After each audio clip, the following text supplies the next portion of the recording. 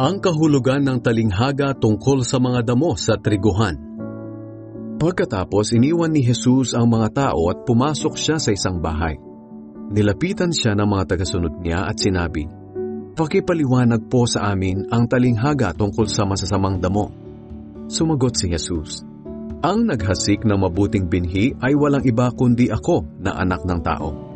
Ang bukid ay ang mundo, at ang mabuting binhi ay ang mga kabilang sa kaharian ng Diyos.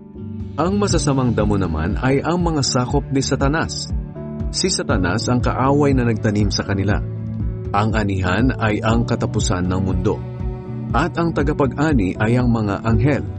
Kung paanong binubunot at sinusunog ang masasamang damo, ganoon din ang mangyayari sa katapusan ng mundo.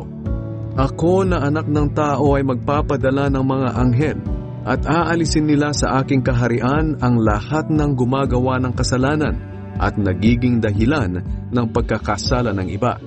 Itatapon sila sa nagliliyab na apoy, at dooy iiyak sila at magngangalit ang kanilang ngipin.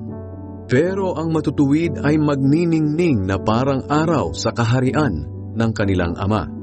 Kayong mga nakikinig, dapat ninyo itong pag-isipan.